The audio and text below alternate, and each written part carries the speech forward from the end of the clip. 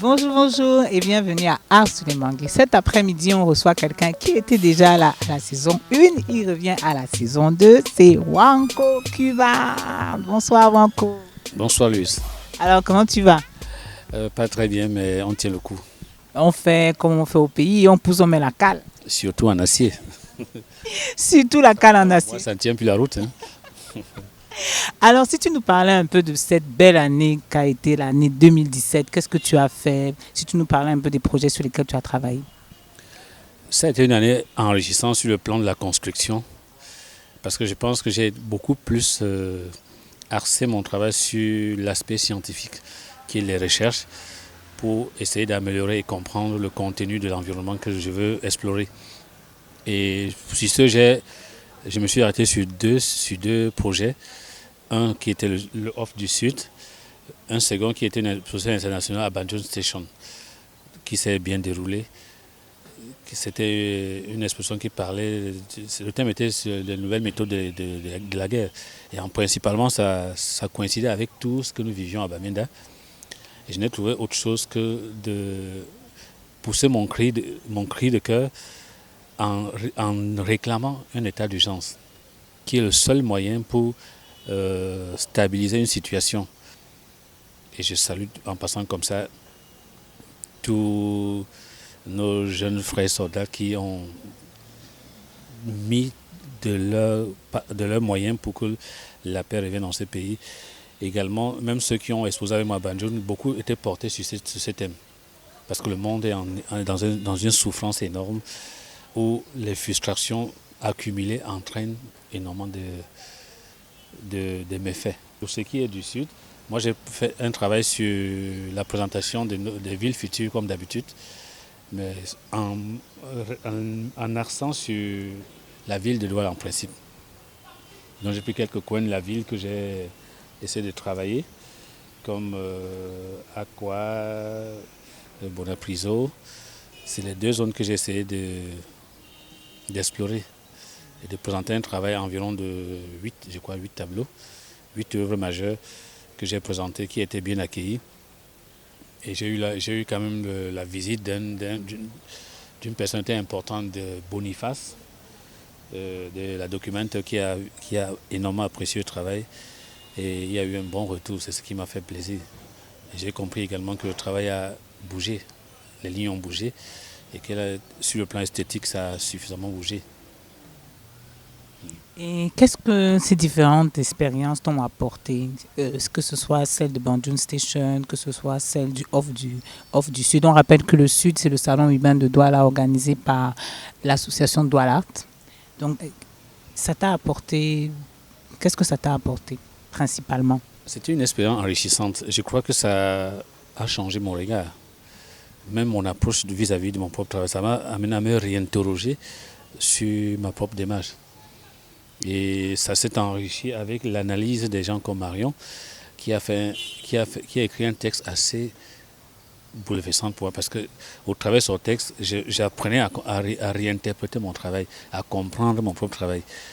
Ce n'était pas des critiques, mais c'était un regard d'autrui qui m'amenait à prendre conscience de la grande responsabilité que j'ai sur la question de reconstruction de nos villes.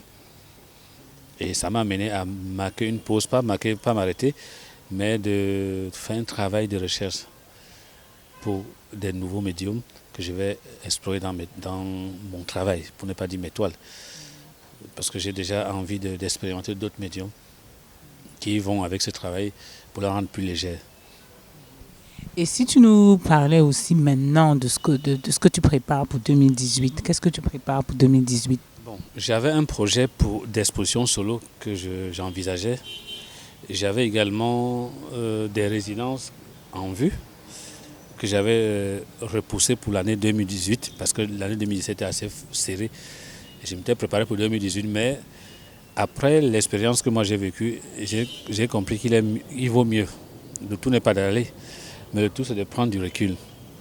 J'ai décidé de prendre du recul, ne pas avoir assez de présentations publiques majeures cette année, mais de faire un travail de fond pour 2019. J'ai peut-être 2 ou 3 événements que je vais prendre part au cours de l'année 2018 qui ne vont pas empiéter ce travail parce que le travail que j'ai fait doit être présenté en 2019. Donc on peut dire que cette année est une année de recherche, tu es en plein laboratoire, expérimentation, tu es en train de nous concocter l'année 2019. Mhm. Et si on parlait aussi un peu de tes influences, comment ça a commencé, comment tu arrives à l'art contemporain, comment tu y arrives? La petite histoire. La petite histoire, elle est même très grande parce que je n'ai pas eu le choix. Je suis déjà un produit de l'art parce que c'est un héritage familial qui était de l'art primitif, qui a évolué avec moi jusqu'à arriver à l'art contemporain qui est celle-ci. Parce que ma grand-mère, qui est mon ancêtre, arrière-grand-mère, était une princesse Bamoun, une des filles de la dynastie du palais de Fumban qui avait fait des fugues, en fait, qu'on avait enlevées dans l'histoire et qui s'est retrouvée du côté de Batoufam. Et parmi elles, il y avait une qui était une artiste qui faisait énormément de créations. Et mon grand-père était également un sculpteur parce que c'est lui qui est le géniteur, l'initiateur de Afwa, comme la fameuse statuette dont on parle souvent. Les deux étant artistes faisaient énormément de choses dont nous avons hérité. Et quand j'ai pris conscience de l'héritage, je l'ai développé à mon niveau et j'ai compris que j'avais ma voix à moi. J'ai fait ce choix qui est très différent mais sans toutefois négliger l'héritage qui est quelque chose d'éternel.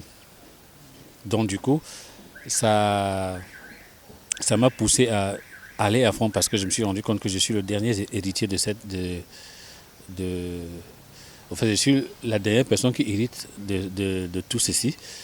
Et il va falloir donc que je creuse ma propre voie pour ouvrir d'autres pans à bien de personnes, pas forcément mes frères, mais des personnes qui peuvent apporter d'autres fraîcheurs à cette création.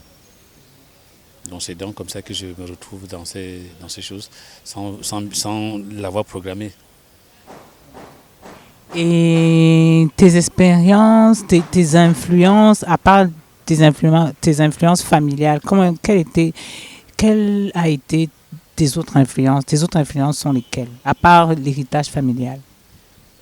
Je crois déjà que il y a quelqu'un comme Picasso qui a bercé mon enfance, son histoire. Après, il y a eu Monet, la fameuse histoire de Monet. C'est des peintres qui m'ont bouleversé, même si je n'étais pas dans la même forme d'écriture qu'eux. Mais leur histoire quand même était assez enrichissante.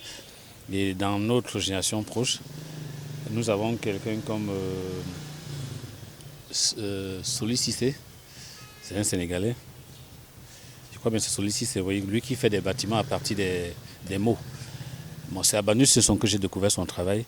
À une certaine époque, c'était la résidence, on avait une résidence là-bas, et j'ai découvert son travail là-bas. Et je me suis dit, quand j'ai fouillé son histoire, c'est quelque chose comme ça. Et je me suis rendu compte que c'est quelqu'un qui, au départ, n'était pas artiste. C'était une façon pour lui parce qu'il travaillait quelque part pour meubler le temps. Il essayait de faire des petits dessins comme ça. C'est donc d'où il a pris conscience de son talent. Il a développé là où il est arrivé aujourd'hui. Il y a aussi le célèbre maquettiste congolais, le feu célèbre maquettiste congolais, son nom m'échappe un peu. Celui qui faisait des maquettes des villes futures. Lui aussi m'a suffisamment influencé. Et dans notre contexte, on a quelqu'un comme Hervé Youmbi, dont je ne cesserai de présenter, qui m'a énormément influencé et qui m'influence énormément parce qu'en fait, c'est mon parrain dans le domaine. Sa vie d'artiste, sa vie en général, m'a porté un coup. Et il est l'une des personnes qui m'a énormément accompagné dans cette voie et qui continue à me suivre dans ce travail. Donc, sur le plan local, c'est la personne qui influence mon travail jusqu'à maintenant. Même si ce que je fais n'est pas similaire à ce qu'il fait, mais sa personnalité a une forte influence sur ce que je fais. On va dire bonsoir Hervé et on va dire merci à Wanko d'être venu encore une fois sur le Mangué. Wanko, merci et puis on te souhaite bon vent et puis vivement 2019. Ciao, ciao.